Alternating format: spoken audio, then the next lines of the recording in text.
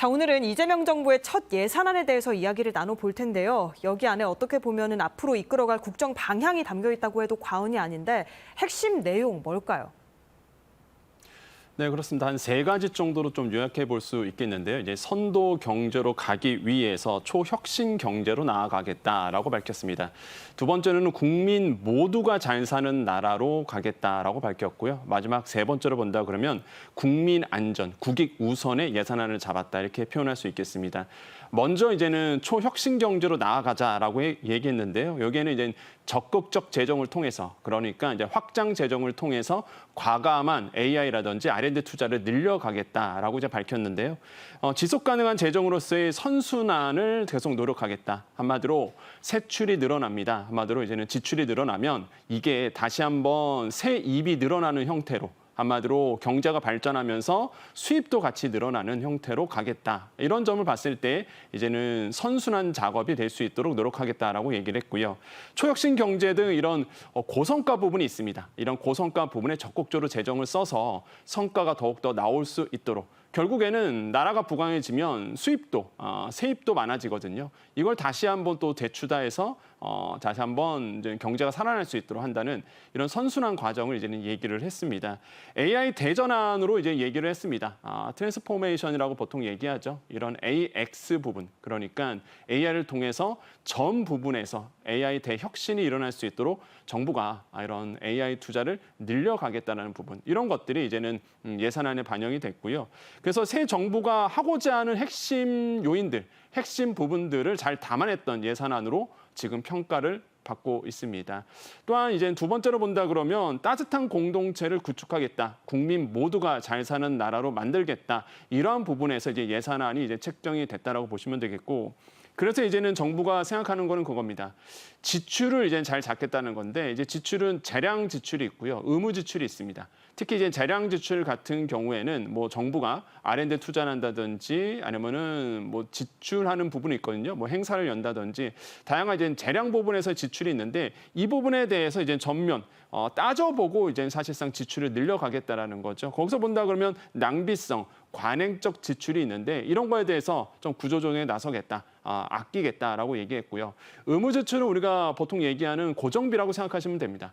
복지 예산 같은 게가 대부분이라고 보시면 되겠는데요. 이런 의무 지출, 꼭 나가야 되는 지출들이 있는데 이런 의무 지출 같은 경우에도 뭐 경제 사회 구조 변화에 따라서 조금씩 조정해 나가겠다라고 밝힌 상태입니다. 그래서 결론적으로 본다 그러면 2026년도 예산안은 쓸 때는 꼭 쓰고 아낄 곳은 아끼겠다. 특히 AI 시대의 변화에 맞춰 가겠다는 것이 2026년 예산안의 특징이라고 말씀드릴 수 있습니다. 네, 세 가지 핵심 내용을 짚어주셨는데요. 그러면 이번에는 내년도 예산안의 전체적인 이 수입, 지출을 좀 살펴보면 짚어주신 것처럼 확장 기조입니다. 국가가 어쨌든 지갑을 좀 열어서 돈을 쓰겠다는 것인데 총 지출이 전년 대비 8.1% 늘어난다고 하죠? 네, 맞습니다. 지출도 늘어나고요. 수입도 늘어납니다. 그러니까 많은 언론들이 이제 지출만 주목을 하는데 수입도 또 늘어났습니다. 그래서 총 수입을 본다 그러면 전년 대비 3.5% 증가한 674조 2천억 원으로 지금 예산안에 반영을 시켜놨는데요. 뭐 국세 수입이 늘어납니다. 이제 7조 8천억 원 정도가 이제는 늘어났던 부분이 있겠고 2025년 대비입니다. 그다음에 내수 회복, 세수 확보 등에서 국세 수입이 이제 증가되는 부분이 있습니다. 그러니까 경제가 발전할수록 더 나아질수록 국세 수입도 늘어날 수 있겠고요. 또한 지출이 있겠죠. 지출은 전년 대비해서 8.1% 증가가 되고요. 그래서 총 2026년 예산안을 본다 그러면 728조 원 지금 예산안으로 잡아놓은 상태입니다. 그래서 총 지출이 전년 대비해서 이제 많이 늘어나게 되는데 이런 걸 봤을 때 재정 지출을 늘림으로 해서 우리나라의 경제가 안고 있는 이 저성장 구조를 돌파하겠다라고 이제 보시면 되겠고, 그 늘어난 지출은 어디에 많이 쓰느냐? 아까 말씀드렸다시피 이제 AI 대전환이거든요. 이런 AI 시대를 맞이해서 과감하게 이런 R&D 투자를 늘려간다는 부분, 이런 점에서는 뭐 시장에서는 긍정적으로 보고 있습니다. 가장 중요한 건 늘어난 지출만큼 효율적으로 써져 있는지 또한 쓰고 있는지에 대해서 앞으로 정부가 계속적으로 모니터링을 강화할 것으로 지금 보고 있습니다. 결국 초혁신 경제로 나아가는데 이런 재정 지출이 쓸 수 있는 그런 밑바탕이 될 것이다라고 평가를 해보겠습니다. 예, 결국 어느 분야든 투자를 하지 않으면 성장을 할 수가 없으니까요. 일단 무작정 쓰겠다는 건 아니고 짚어주신 것처럼 아낄 부분은 아끼고 또 필요한 부분에는 충분히 쓰겠다는 구상인데요.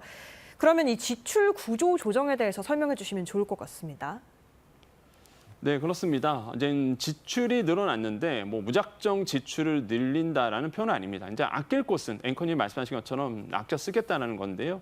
이제 지출 구조 조정에 나섭니다. 그래서 역대 최대 규모 27조 원의 지출 구조 조정이 일어날 것으로 보고 있고요. 그러므로 해서 이제 핵심 과제의 재투자가 되는 이런 선순환 과정을 거치겠다라는 거죠.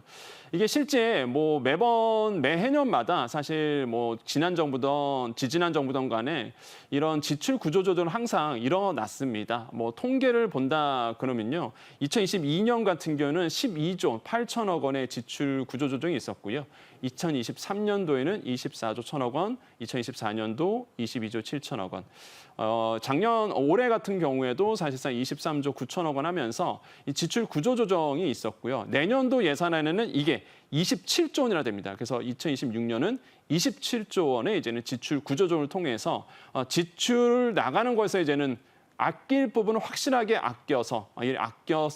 아껴둔 부분에 대해서는 사실상 이제 필요한 부분에 쓰겠다라는 거죠. 이런 것들이 구조조정의 핵심 내용이다라고 보시면 됩니다. 그래서 이제는 정부가 말하는 것은 사업비 이제 외에 경상비 구조조정을 같이 이루어지면서 뭐 쓸데없는 행사도 있고요. 또 중복되는 사실 투자 부분도 있거든요. 이런 경상비를 이제는 어느 정도 좀 잡아가겠다. 그래서 감독 또는 이제 효율화를 통해서 지출 구조 조정에 나설 것으로 지금 보고 있습니다.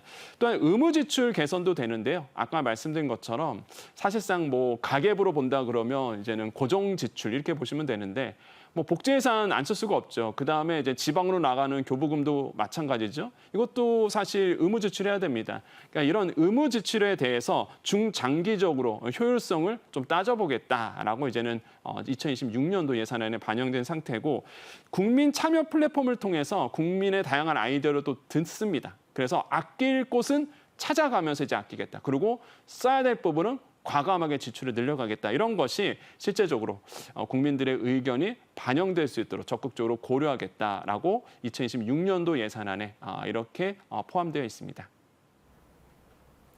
그러면 예산안의 구체적인 내용을 하나씩 살펴보겠습니다. 앞서 세 가지의 이 목표를 짚어주시기는 했지만 그중에서 이번 예산안에 만약에 부재가 붙는다고 하면 초혁신 경제라고 들 수 있을 것 같은데요. 그중에서도 AI, R&D의 방점이 찍혔습니다. 먼저 AI 3대 강국을 위해서 계속 노력해 가기로 했죠. 대전환을 위한 예산은 어떻게 편성됐나요?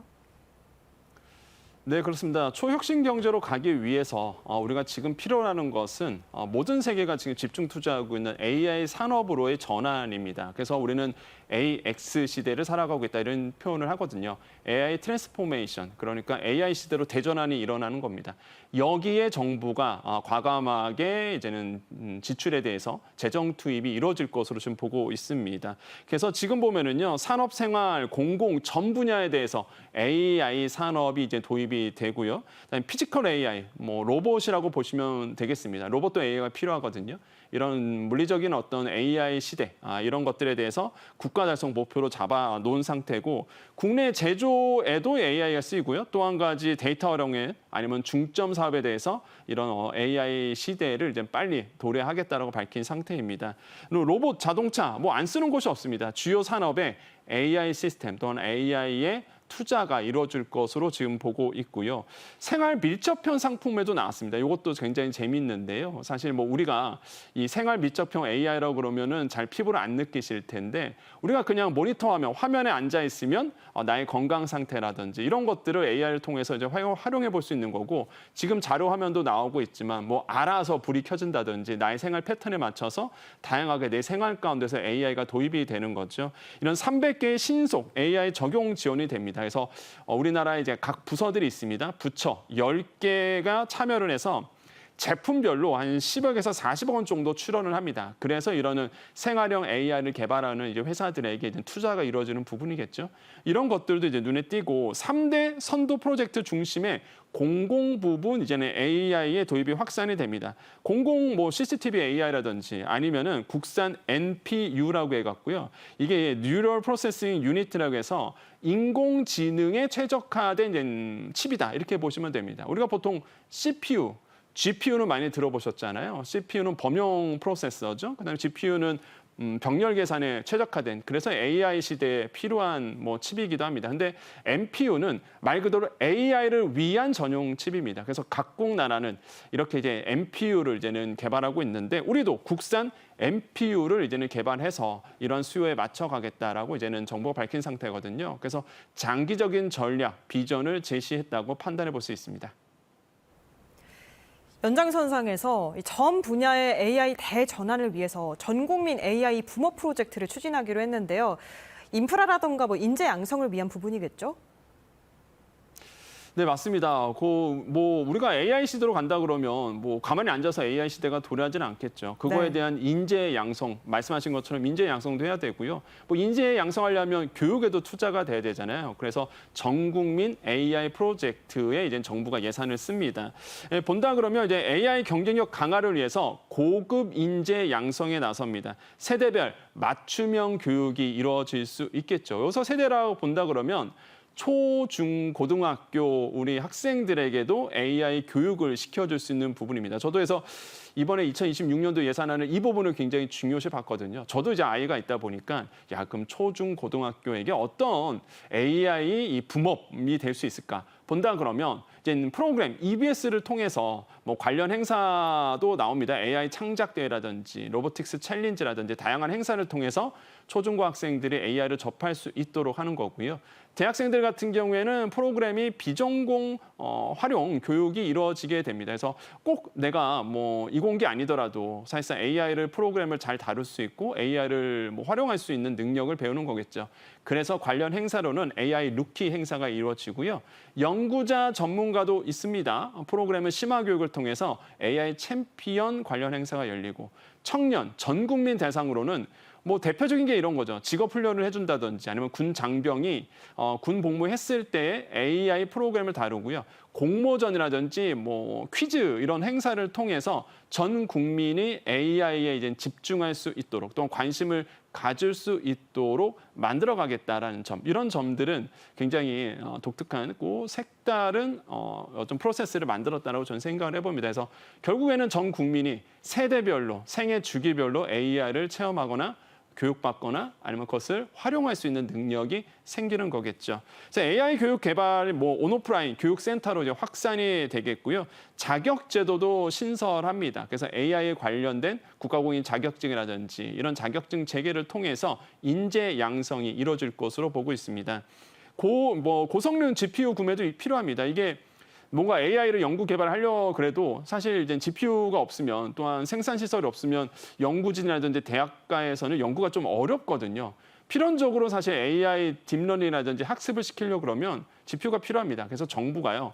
이런 예산을 써서 15,000장 정도의 추가 구매가 이루어집니다. 그래서 정부 예산으로 GPU를 가지고 오고 이게 연구기관들이 사용할 수 있도록 제공해 주겠다는 거죠. 이런 점을 봤을 때에 정부의 예산이 효율적으로 써질 것으로 저는 예상을 해보겠습니다. 서비스 개발을 위한 통합 바우처도 이번 2026년도 예산안에 들어가 있고요. 뭐 기존 소규모 데이터라든지 GPU 바우처 대표적인 사례라고 보시면 되겠습니다.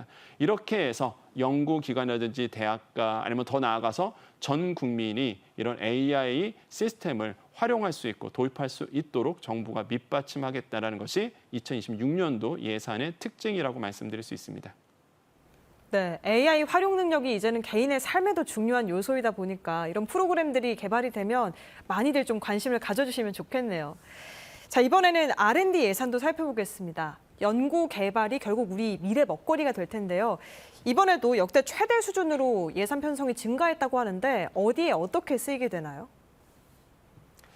네, 맞습니다. 그 R&D 예산이 항상 궁금했습니다. 과연 2026년도에는 이 R&D 예산이 어떻게 될까? 왜냐하면 R&D 예산을 점점 줄여왔었던 부분은 맞거든요. 그래서 이 R&D 예산이 다시 한번 상승 구조, 그러니까 R&D 예산을 크게 잡아놓은 상태입니다. 그래서 역대 최대 수준인데요. 19.3% 전년 대비해서 더 늘려놨습니다. 그렇기 때문에 그럼 이 R&D 예산이 어디에 쓰이느냐? A, B, C, D, E, F 산업이라고 보통 얘기하는 부분이 있거든요. A라고 본다 그러면 이제 AI, 인공지능을 보시면 되겠고요. B는 바이오 부분입니다. C 같은 경우에는 컨텐츠라고 보시면 되겠고요. D는 디펜스, 방산 부분에 대한 투자고, 그러면 E는 에너지 분야입니다. 뭐 2차 전지라든지 신재생 에너지에 대한 투자겠고요. F는 이제는 팩토리, 제조 부분이겠죠. 이런 A, B, C, D, E, F 첨단 산업 분야의 예산안이 이제 R&D 예산안이 이제 쓰여지는 거죠. 참 이름도 잘 지었던 것 같아요. 그래서 이렇게 우리나라의 미래 먹거리에 과감한 투자가 이루어지는 것이 2026년도 예산안의 내용이고요. 특히 여기서 본다 그러면 적극적 투자를 통해서 R&D가 성과가 나올 수 있도록, R&D 투자가 성과로 진행될 수 있도록 노력을 하겠다라고 밝히고 있습니다. 특히 이제 스마트팜이라든지 스마트 피셔리, 그러니까 스마트팜은요, AI라든지 로봇 이런 최첨단 기술을 통해서 농업 부분의 혁신이 일어나는 거고요. 또한 스마트 피셔리 같은 경우에는 어업 분야입니다. 똑같이 사물 인터넷이라든지 AI라든지 로봇을 통해서 이런 어업 분야의 생산성이 증가되는 거죠.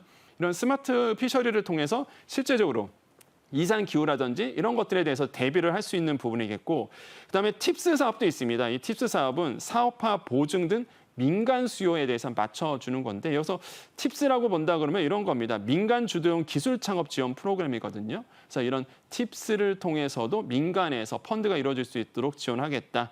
유망기업에 대한 프로젝트 기반의 R&D 사업이 진행이 되고 첨단 인력 3만 3천 명을 인재를 양성하겠다고 밝힌 상태입니다. 그래서 창업 부분에 대해서도 정부가 예산안을 이제 들어왔고요. 인재 양성, 특히 중요한 부분이 있죠. 또 예산안을 보면 특징적인 게 국내 인재를 양성하는 부분에도 예산이 쓰이고요. 그다음에 해외 인재를 이제 우리나라로 들어오는 것도 예산에 씁니다. 근데 또 하나가 이거 굉장히 놀랐는데요. 현실을 잘 반영했다.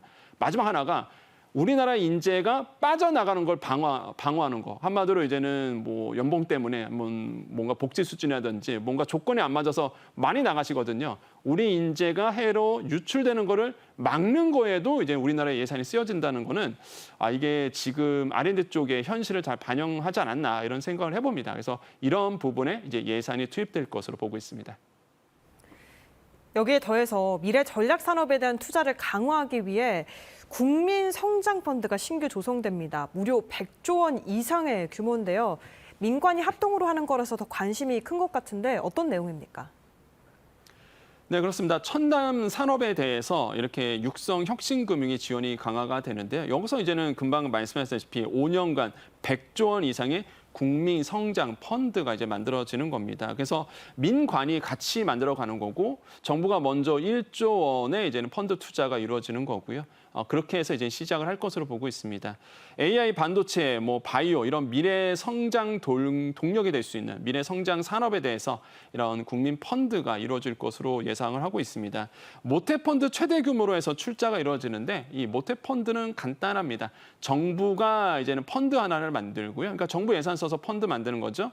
이것을 VC들, 그러니까 투자회사들, 운용사들한테 지원을 해줍니다. 그럼 그 지원을 받고 VC들이 자펀드를 만듭니다. 그러니까 작은 펀드들을 만들어서 민간에 또 매칭을 시켜주는. 이게 사실상 마중물 역할을 하는 게 이제 모태 펀드인데 이 모태 펀드 최대 규모로 해서 출자를 합니다. 정부가. 그럼 이제 자펀드, 아들 자자를 써서 이런 자펀드들이 이제 계속적으로 만들어지는 거죠. 그다음에 유망 중소기업에 대한 이제 스케일업 부분. 그래서 이런 유망기업에 대한 펀드들이 들어가서 매칭이 돼서 이제 민간 자본도 들어가고 그래서 더더욱 커지는 이 붐업이 일어날 수 있도록 하는 것과 첨단 산업 특례 보증도 확대가 됩니다. 또한 AI 빅테크죠. 특화형 창업 패키지도 이번에 이제는 신설하기로 했습니다. 특히 눈에 띄는 거는 유니콘 브릿지가 이제는 나오는 건데 이 유니콘 같은 경우에는 이제 10억 달러 표현하거든요. 그러니까 우리 돈으로 본다 그러면 1조 3천억 원 회사입니다. 그러니까 이게 왜 유니콘이냐 많이 물어보시는데 유니콘 보신 적 없잖아요. 저희 희귀합니다. 드물잖아요.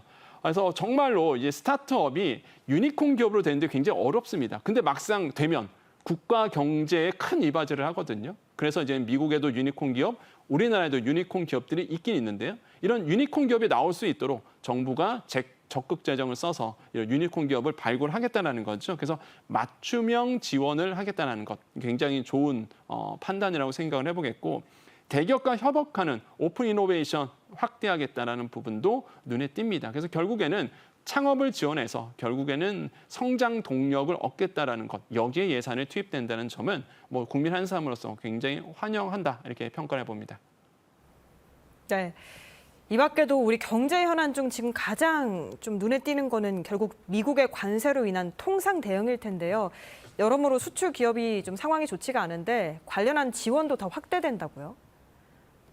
네, 맞습니다. 이제 통상 대응을 위해서 정부가 이제 예산안에 반영을 시켜놨는데요. 네. 뭐 대미 관세 협상 뒷받침해야 됩니다. 뭐 피해 업체도 분명히 있을 거고요. 이런 업체에 대한 사실상 다양한 지원 정책들을 예산에 반영해놨습니다.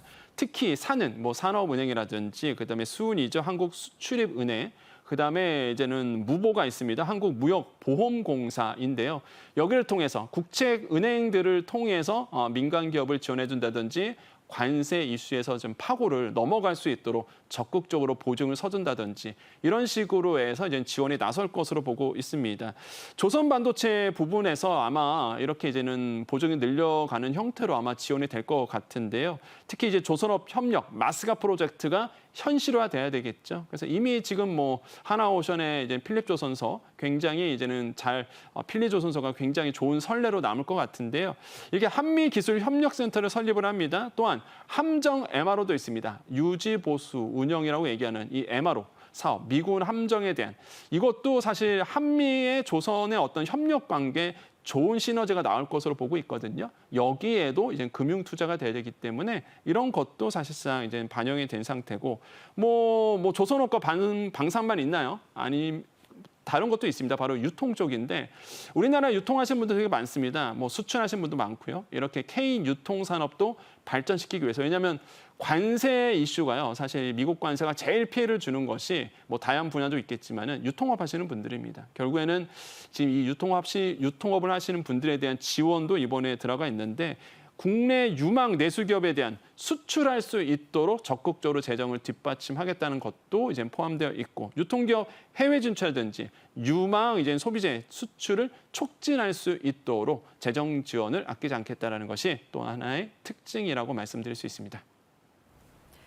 끝으로 에너지 전환, 탄소 중립 가속화를 위한 예산도 이번에 많이 증액이 됐습니다.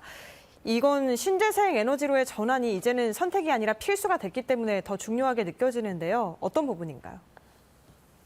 네, 필수죠. 사실 이제 신재생 에너지로 가는 건 필수인데 많은 분들이 또 이런 말씀하세요. 트럼프 대통령이 신재생 에너지는 그렇게 중요치 않게 보는데 우리나라만 꼭 신재생 에너지를 투자를 해야 되느냐 하시는데 항상 임기가 있습니다. 트럼프 대통령도 임기가 있거든요. 그 다음을 우리는 바라봐야 됩니다. 그렇기 때문에 신재생 에너지의 전략적 투자는 미룰 수 없는 영역이라고 보여집니다.